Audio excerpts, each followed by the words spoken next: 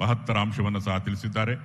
We would like to thank Shri Amit Shah ji for accepting the felicitation. ಬಂಧುಗಳೇ, ಇದೀಗ ಸ್ವಾಗತಿಸಿ ಸನ್ಮಾನ್ಯ Shri BS Yediyurappa ಅವರ ಮಾತುಗಳನ್ನ ನಿಮ್ಮ ಜೋರಾದ ಕರ್ತಾಂಡದೊಂದಿಗೆ. ಭಾರತ್ ಮಾತಾ ಕಿ.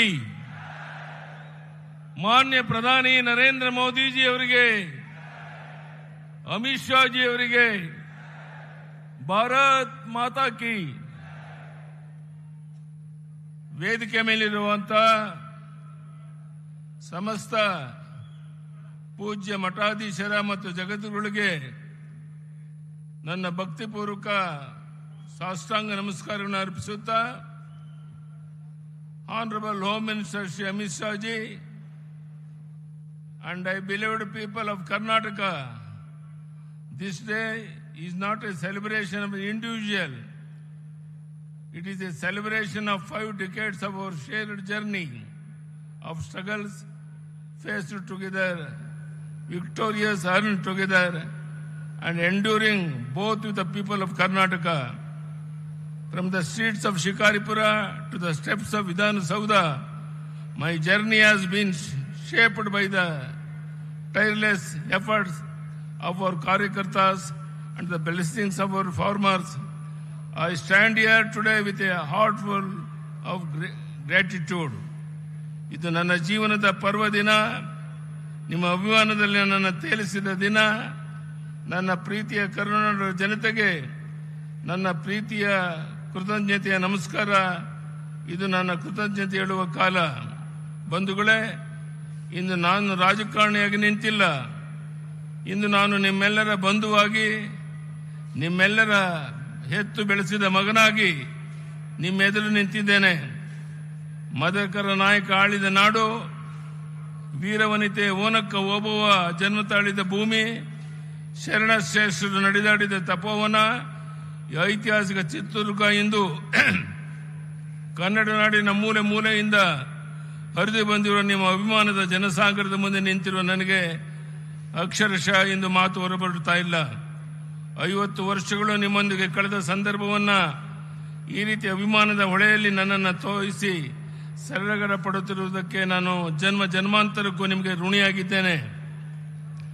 ಎಷ್ಟೇ ಕಾರ್ಯದ ಒತ್ತಡವಿದ್ದರೂ ಸಹ ಇಂದಿನ ಕಾರ್ಯಕ್ರಮದಲ್ಲಿ ಭಾಗವಹಿಸಲು ಆಗಮಿಸಿರುವ ಸರ್ದಾರ್ ವಲ್ಲಭಭಾಯ್ ಪಟೇಲ್ ನಂತರ ದೇಶ ಕಂಡ ದಿಟ್ಟತೆಯ ಗೃಹ ಮಂತ್ರಿ ಅಮಿತ್ ಶಾ ಅವರು ಇಲ್ಲಿ ಬಂದು ಕುಳಿತಿರುವ ನಮ್ಮೊಂದಿಗಿರುವ ಈ ಕ್ಷಣ, ದುರ್ಗದ ನೆಲದಲ್ಲಿ ಅವರೊಬ್ಬ ವೀರ ಮದಕರಿ ನಾಯಕನಂತೆ ಕಂಗೊಳಿಸುತ್ತಿದ್ದಾರೆ.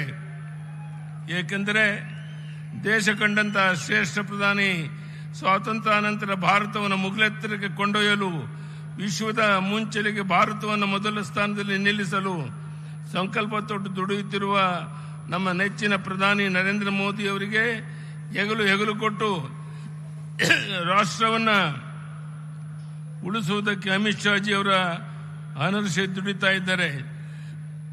ಇಂದು ಪಶ್ಚಿಮ ಬಂಗಾಳದಂಥ ಬೃಹತ್ ರಾಜ್ಯ ನುಸುಳುಕೋರರ ಹಾವಳಿಯಿಂದ ಭಾರತಕ್ಕೆ ಸವಾಲಾಗಿ ಪರಿಣಮಿಸಿತ್ತು. ಮಹತ್ತರ ಅಂಶವನ್ನು ಸಹ ತಿಳಿಸಿದ್ದಾರೆ. We would like to thank Shri Amit Shah ji for accepting the felicitation. ಬಂಧುಗಳೇ, ಇದೀಗ ಸ್ವಾಗತಿಸಿ ಸನ್ಮಾನ್ಯ ಶ್ರೀ BS ಯಡಿಯೂರಪ್ಪ ಅವರ ಮಾತುಗಳನ್ನ ನಿಮ್ಮ ಜೋರಾದ ಕರ್ತಾಂಡದೊಂದಿಗೆ. ಭಾರತ್ ಮಾತಾ ಕಿ.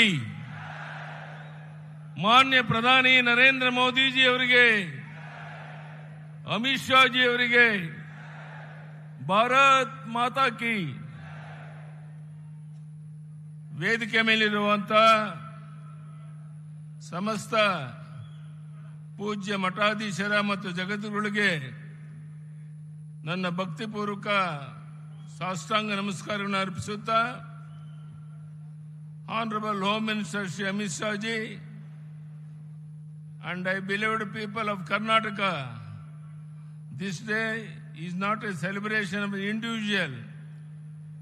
It is a celebration of 5 decades of our shared journey of struggles faced together, victorious earned together, and enduring both with the people of Karnataka. From the streets of Shikaripura to the steps of Vidhana Saudha, my journey has been shaped by the tireless efforts of our Karyakartas and the blessings of our farmers.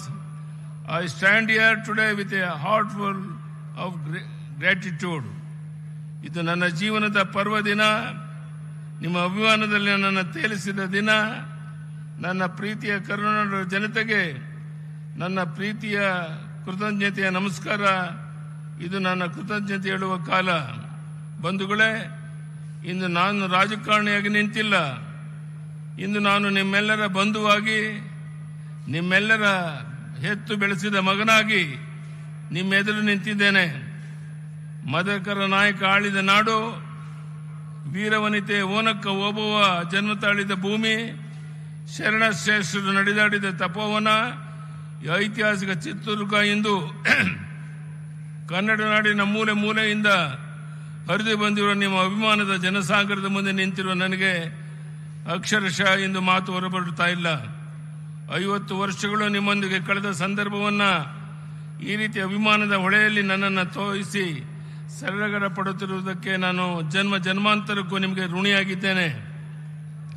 ಎಷ್ಟೇ ಕಾರ್ಯದ ಒತ್ತಡವಿದ್ದರೂ ಸಹ ಇಂದಿನ ಕಾರ್ಯಕ್ರಮದಲ್ಲಿ ಭಾಗವಹಿಸಲು ಆಗಮಿಸಿರುವ ಸರ್ದಾರ್ ವಲ್ಲಭಭಾಯಿ ಪಟೇಲ್ ನಂತರ ದೇಶ ಕಂಡ ದಿಟ್ಟತೆಯ ಗೃಹ ಮಂತ್ರಿ ಅಮಿತ್ ಶಾ ಅವರು ಇಲ್ಲಿ ಬಂದು ಕುಳಿತಿರುವ ನಮ್ಮೊಂದಿಗಿರುವ ಈ ಕ್ಷಣ ದುರ್ಗದ ನೆಲದಲ್ಲಿ ಅವರೊಬ್ಬ ವೀರ ಮದಕರಿ ನಾಯಕನಂತೆ ಕಂಗೊಳಿಸುತ್ತಿದ್ದಾರೆ.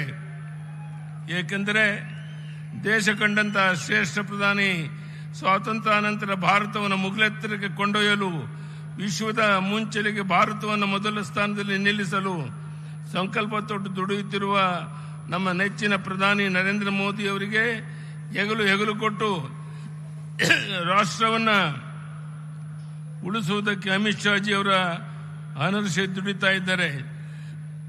ಇಂದು ಪಶ್ಚಿಮ ಬಂಗಾಳದಂತ ಬೃಹತ್ ರಾಜ್ಯ ನುಸುಳುಕೋರರ ಹಾವಳಿಯಿಂದ ಭಾರತಕ್ಕೆ ಸವಾಲಾಗಿ ಪರಿಣಮಿಸಿತ್ತು. ಕಳೆದ 3-4 ದಶಕಗಳಿಂದ ಅಲ್ಲಿ ಮುಕ್ತ ಮತ್ತು ನ್ಯಾಯ ಸಮ್ಮತ ಚುನಾವಣೆ ನಡೆದಿರಲಿಲ್ಲ. ಅಂತಹ ಪಶ್ಚಿಮ ಬಂಗಾಳದಲ್ಲಿ ಹಿಂದೆಂದೂ ಕಾಣದಂತ ಚುನಾವಣೆಯನ್ನು ಯಶಸ್ವಿಯಾಗಿ ನಡೆಸಿರುವುದು ಕೇವಲ ಪ್ರಜಾಪ್ರಭುತ್ವ ಜಯವೇ ಅಲ್ಲ, ಭಾರತದ ವಿಜಯ ಎಂದು ಜಗತ್ತಿಗೆ ಸಾರಿದ ಪ್ರಧಾನಿ ನರೇಂದ್ರ ಮೋದಿ ಅವರು ಅಮಿತ್ ಶಾಜಿ ಅವರ ಜೋಡಿ ಶಕ್ತಿ ಶತಕೋಟಿ ಭಾರತೀಯರಲ್ಲಿ ರೋಮಾಂಚನ ತರಿಸಿದೆ. ಇಲ್ಲಿ ಕುಳಿತಿರುವ ಈ ಜನಸಾಗರದ ಪರವಾಗಿ ಪ್ರಧಾನಿ ನರೇಂದ್ರ ಮೋದಿ ಅವರಿಗೆ ಹಾಗೂ ಅಮಿತ್ ಶಾಜಿ ಅವರಿಗೆ ಕರ್ನಾಟಕದ ಜನತೆಯ ಪರವಾಗಿ ನಾನು ಹೃದಯ ತುಂಬಿ ಅಭಿನಂದನೆಯನ್ನು ಸಲ್ಲಿಸುತ್ತಿದ್ದೇನೆ. ಇಂದು ಅಭಿಮಾನೋತ್ಸವದಲ್ಲಿ ಭಾಗವಹಿಸಲು ಆಗಮಿಸಿರುವ ಅಮಿತ್ ಶಾ ಅವರು ಕೇವಲ ನನ್ನ ಅಭಿನಂದನೆಗಷ್ಟೇ ಬಂದಿಲ್ಲ. ಈ ದೇಶ ಸುಭದ್ರವಾಗಿದೆ. ದೇಶಕ್ಕೆ ಎದುರಾಗುವ ಯಾವುದೇ ಒಳಗಿನ ಅಥವಾ ಹೊರಗಿನ ಸವಾಲುಗಳನ್ನು ನಾವು ಅತ್ಯಂತ ಕಠಿಣ ಕ್ರಮಗಳಿಂದ ಸೆದೆಬಿಡುತ್ತೇವೆ ಎಂಬ ಸಂದೇಶವನ್ನು ನೀಡಲು ಬಂದಿದ್ದಾರೆ. ಪ್ರೀತಿಯಿಟ್ಟು ಬಂದಿರುವ ಅವರಿಗೆ ನಾನು ಕೃತಜ್ಞತೆ ಸಲ್ಲಿಸುತ್ತೇನೆ. ಇಂದಿನ ಅಭಿಮಾನೋತ್ಸವ ಕೇವಲ ಯಡಿಯೂರಪ್ಪನ ಅಭಿಮಾನೋತ್ಸವ ಅಷ್ಟೇ ಅಲ್ಲ, ಪ್ರಧಾನಿ ಮೋದಿ ಹಾಗೂ ಅಮಿತ್ ಶಾ ಅವರ ಪಂಚರಾಜ್ಯಗಳ ಚುನಾವಣೆಯಲ್ಲಿ ದಿಗ್ವಿಜಯ ಸಾಧಿಸಿದ ಸಂತೋಷದ ಸಂಭ್ರಮದ ಹೌದು ಎಂದಕ್ಕೆ ನಾನು ಅಭಿಮಾನ ಪಡುತ್ತಿದ್ದೇನೆ. ಇಂದಿನ ಕಾರ್ಯಕ್ರಮದಲ್ಲಿ ನಾಡಿನ ಮೂಲೆ ಮೂಲೆಗಳಿಂದ ಬಸವಾದಿ ಶರಣರ ಸಾಧು ಸಂತರು, ಮಠಾಧೀಶರು, ಅರಚರ ಕುರುಮೂರ್ತಿಗಳನ್ನು ಆಶೀರ್ವದಿಸಿ ನಮ್ಮ ಪ್ರೀತಿ ವ್ಯಕ್ತಪಡಿಸಿ ಬಂದಿದ್ದೀರಿ. ಅವರೆಲ್ಲರಿಗೂ ನಾನು ಹೃದಯ ತುಂಬಿ ಅವರ ಪಾದಾರ ಬಿಂದುಗಳಿಗೆ ಭಕ್ತಿಪೂರ್ವಕ ನಮಸ್ಕಾರ ಸಲ್ಲಿಸುತ್ತಿದ್ದೇನೆ. ಈ ಸಂದರ್ಭದಲ್ಲಿ ನಡೆದಾಡುವ ದೇವರಾಗಿದ್ದಂಥ ಸಿದ್ಧಗಂಗೆಯ ಶ್ರೀ ಡಾಕ್ಟರ್ ಶಿವಕುಮಾರ ಸ್ವಾಮೀಜಿ ಅವರು ನಾನು ಅತ್ಯಂತ ಭಕ್ತಿಯಿಂದ ಸ್ಮರಿಸಿಕೊಳ್ಳುತ್ತೇನೆ. ಹಾಗೂ ವೇದಿಕೆ ಮೇಲೆ ಕುಳಿತಿರುವ ಎಲ್ಲ ಹಿರಿಯರಿಗೆ, ಪ್ರಮುಖರಿಗೆ ನಾನು ಅತ್ಯಂತ ಪ್ರೀತಿಯಿಂದ ಕೃತಜ್ಞತೆ ಸಲ್ಲಿಸಲು ಬಯಸುತ್ತೇನೆ. ನಾನು ಸುದೀರ್ಘ ಭಾಷಣ ಮಾಡಿ ಹೋಗೋದಿಲ್ಲ. ಕಳೆದ 10-15 ದಿನಗಳಿಂದ ಈ ಅಭಿಮಾನೋತ್ಸವದ ಹೆಸರಿನಲ್ಲಿ ಅನೇಕ ನನ್ನ ಹಿತೈಷಿಗಳು, ಅಭಿಮಾನಿಗಳು, ನಮ್ಮ ಪಕ್ಷದ ಹಿರಿಯರು ಪತ್ರಿಕೆಗಳಲ್ಲಿ ಲೇಖನಗಳನ್ನು ಬರೆದು ನಾನು ನಡೆದು ಬಂದ ಹಾದಿಯನ್ನು, ನನ್ನ ಹೋರಾಟದ ದಿನಗಳನ್ನು, ನನ್ನ ಆಡಳಿತ ಅಭಿವೃದ್ಧಿ ಕಾರ್ಯಗಳನ್ನು ನಾಡಿಗೆ ತಿಳಿಸಿಕೊಂಡಿರುತ್ತೀರಿ. ತುರ್ತು ಪರಿಸ್ಥಿತಿಯ ಸೆರೆಮನೆಯಿಂದ ಹಿಡಿದು ಸಂಘಟನೆ, ಪ್ರವಾಸ, ಜನರ ನಡುವೆ ಜನರಿಗಾಗಿ ನಡೆಸಿಕೊಂಡು ಬಂದ ನಿರಂತರ ಹೋರಾಟಗಳ ಬದುಕೆ ನನಗೆ ಶಕ್ತಿ ನೀಡಿದೆ. ನಾನು ಇಷ್ಟೇ ಹೇಳಿ ಬಯಸಿದ್ದೇನೆ, ನಿಮ್ಮ ಯಡಿಯೂರಪ್ಪ ಚಿನ್ನದ ಚಮಚವನ್ನು ಇಟ್ಟುಕೊಂಡು ಸಾರ್ವಜನಿಕರ ಬಗ್ಗೆ ಬರಲಿಲ್ಲ. ಸಾಮಾನ್ಯರಲ್ಲಿ ಸಾಮಾನ್ಯನಾಗಿ ಅನಿರೀಕ್ಷಿತ ತಿರುವುಗಳಾಗಿ ನಾನು ಈ ನಾಡಿನ ಜನರ ಸೇವೆಗೆ ಸಮರ್ಪಣೆಗೊಂಡವನು.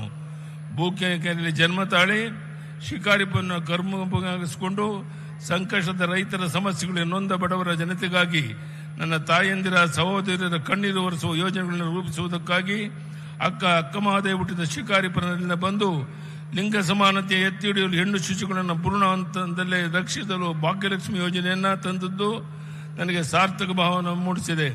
ನನ್ನಿಂದ ಸಾಧ್ಯವಾದಷ್ಟು ಅನ್ನದಾತನ ರೈತನ ಕಣ್ಣೀರು ಒರೆಸುವ ಪ್ರಾಮಾಣಿಕ ಪ್ರಯತ್ನ ಮಾಡಿಕೊಂಡು ಬಂದಿದ್ದೇನೆ. ರೈತರಿಗಾಗಿ ಪ್ರತ್ಯೇಕ ಕೃಷಿ ಬಜೆಟ್ ಮಂಡಿಸಿದ ಸಾರ್ಥಕತೆಯನ್ನು ನಾನು ಎಂದಿಗೂ ಮರೆಯಲಾರೆ. ಸದ್ಯ ಸುರಕ್ಷಿತ ನಮ್ಮ ರೈತರಿಗೆ ಬಡ್ಡಿ ರಹಿತ ಸಾಲ, ರಾಜ್ಯದ ನೀರಾವರಿ ಯೋಜನೆ ಶಕ್ತಿ ಮೀರಿ ಕೆಲಸ ಮಾಡಿದ್ದೇನೆ. ನನ್ನ ಜೀವನವೇ ಹೋರಾಟದ ಜೀವನ, ಹೋರಾಟ ಮತ್ತು ಸಂಘಟನೆಯನ್ನು ತಪಸ್ಸು ಎಂದು ಸ್ವೀಕರಿಸಿದವನು. ಇದಕ್ಕೆ ಮಾರ್ಗದರ್ಶನ ತೋರಿದ್ದು ನನಗೆ ಸಂಸ್ಕಾರವನ್ನು ನೀಡಿದ ರಾಷ್ಟ್ರೀಯ ಸ್ವಯಂ ಸೇವಕ ನಾನೊಬ್ಬ RSS ಕಾರ್ಯಕರ್ತ ಹೆಮ್ಮೆ ಪಡುತ್ತೇನೆ. ಅಧಿಕಾರದ ಬೆನ್ನತ್ತಿ ಹೋರಾಟ ಕೇಳಿಯಲಿಲ್ಲ. ಮುಖ್ಯಮಂತ್ರಿಯ ಕನಸಂತೂ ಎಂದೂ ಕಂಡಿರಲಿಲ್ಲ. ಆದರೆ ಪುರಸಭೆಯಿಂದ ವಿಧಾನಸಭೆಯವರೆಗೆ ವಿರೋಧ ಪಕ್ಷದ ಸ್ಥಾನದ ಮುಖ್ಯಮಂತ್ರಿ ಸ್ಥಾನದವರೆಗೆ ತಲುಪಲು ನಾಡಿನ ಜನತೆ ನನ್ನ ಬೆಳೆಸಿದರು, ಹರಿಸಿದರು. ಇದಕ್ಕೆ ಕಾರಣ ಯಡಿಯೂರಪ್ಪ ಅಧಿಕಾರದ ರಾಜಕಾರಣದ ಬರಲಿಲ್ಲ, ಜನರ ಸಂಕಷ್ಟವನ್ನು ಪ್ರತಿನಿಧಿಸಿ ರೂಪಿಸಿದ ಹೋರಾಟಗಳಿಂದ ಮೇಲೆದ್ದು ಬಂದವನೆಂಬ ಕಾರಣಕ್ಕಾಗಿ.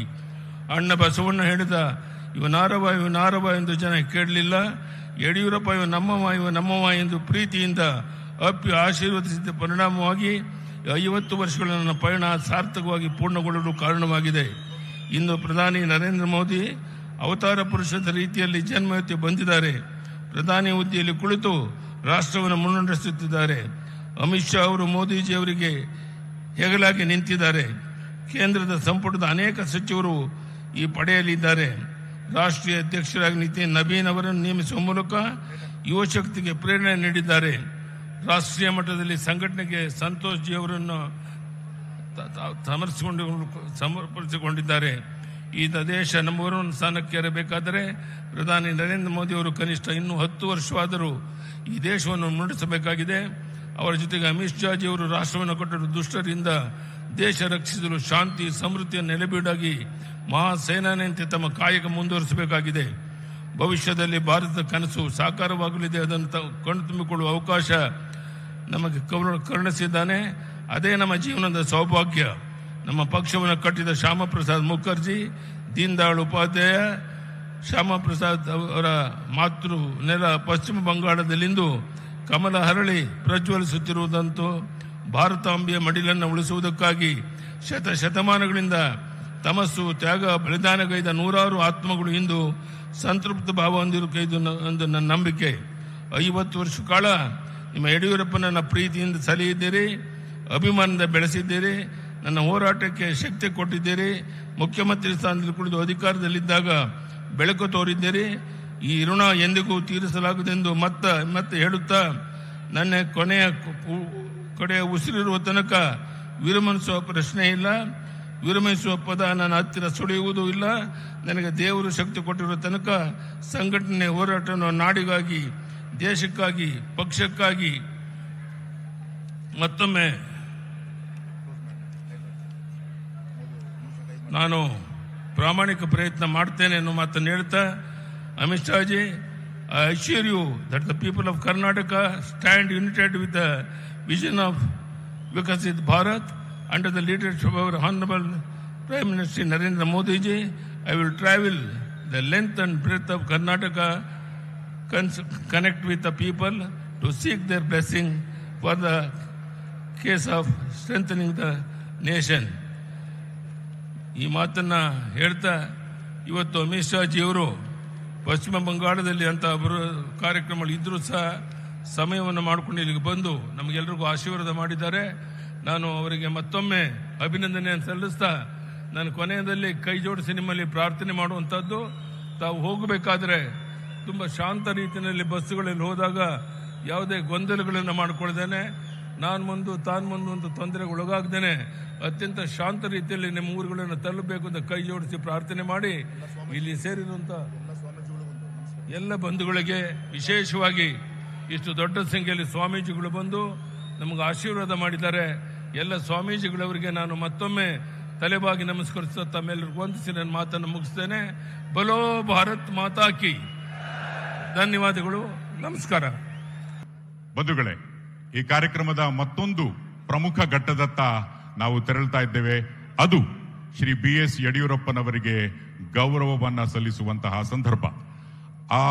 ಅದರ ಪ್ರಸ್ತುತಿಯನ್ನ ವಿಧಾನ ಪರಿಷತ್ ಸದಸ್ಯರು ಹಾಗೂ ಮಾಜಿ ಸಚಿವರಾದ ಶ್ರೀ CT ರವಿ ಅವರು ಮಾಡಬೇಕಾಗಿ ವಿನಂತಿ. Time has now come to felicitate Honorable BS Yediyurappa ji by the Honorable Union Home Minister Shri Amit Shah. As the felicitation goes on, I would request Shri CT Ravi to present the citation. ಎರಡು ಕೈ ಎತ್ತಿ ಮುಷ್ಟಿ ಕಟ್ಟಿ ಭಾರತ್ ಮಾತಾ ಕಿ, ಭಾರತ್ ಮಾತಾ ಕಿ, ಹರ ಹರ ಹರ ಹರ, ಜೈ ಶ್ರೀರಾಮ್, ಜೈ ಶ್ರೀರಾಮ್. ಪ್ರಧಾನಮಂತ್ರಿ ನರೇಂದ್ರ ಮೋದಿಜಿ ಅವರಿಗೆ, Amit Shah G ಅವರಿಗೆ, ರೈತ ನಾಯಕ ಯಡಿಯೂರಪ್ಪನವರಿಗೆ, ರೈತ ನಾಯಕ ಯಡಿಯೂರಪ್ಪನವರಿಗೆ ಭಾರತ್ ಮಾತಾ ಕಿ.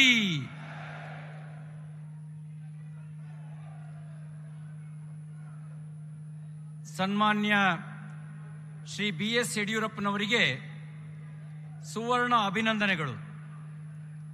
ಹೋರಾಟವೇ ಬದುಕು, ಜನಸೇವೆಯವೇ ಧರ್ಮ.